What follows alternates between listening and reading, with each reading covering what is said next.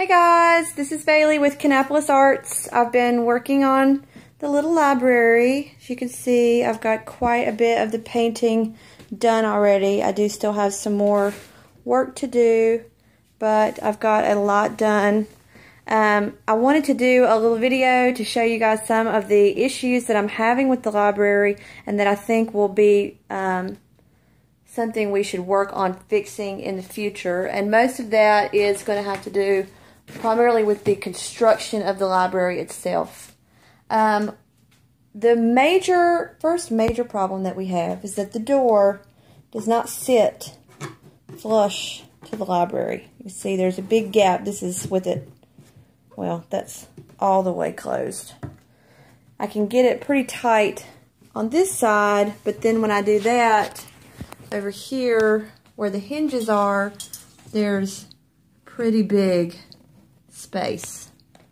The reason that's a problem is because when it rains, all the water is going to go straight in here and get on the books and bow out the wood, which is not what we want to happen.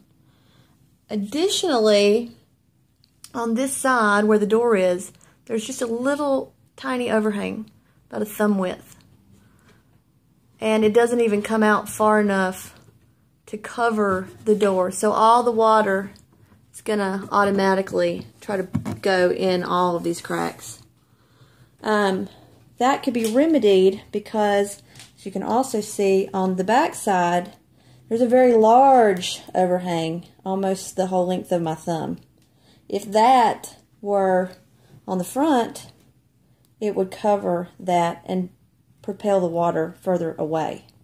I'm going to try to remedy this by putting some shingles or some kind of roof on the top of here. Another problem is that there is no overhang on the sides, so all the water is not going to be directed away. When I do the roof, I'm going to try to bring it further out this way. Okay, additionally with the roof, these pieces can be cut so they do actually meet and make a point.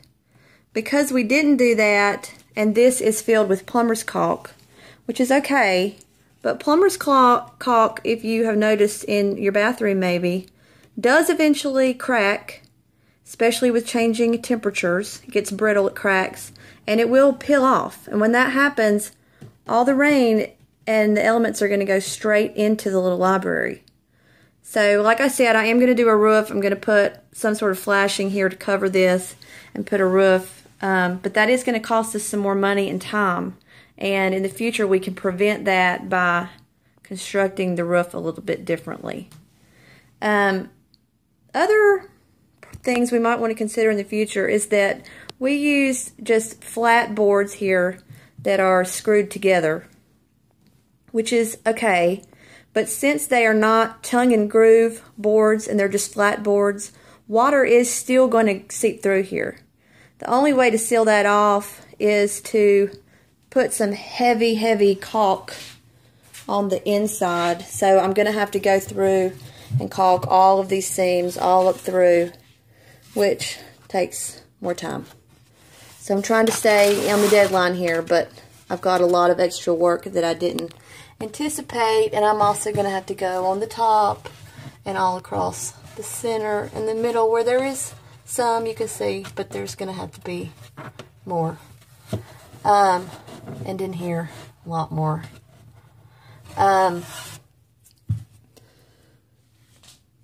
Another thing to consider is that when we're using plumbing caulk, that is created to repel water, and that means repel paint, which is often water-based.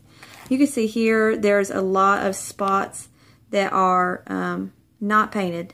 This is after I have primered and gone over with about 4 layers of paint, and it is still repelling it. And that's happening in a lot of places where it just doesn't look so good because, and I'm using a lot more materials because plumber's caulk is not made to hold paint.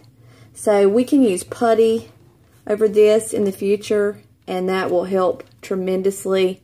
If we want to continue to use the plumber's caulk on the inside, that's fine, and that's probably even better on the inside. But on the outside where we have to paint, if we can use a putty, that would be a lot easier for the painter.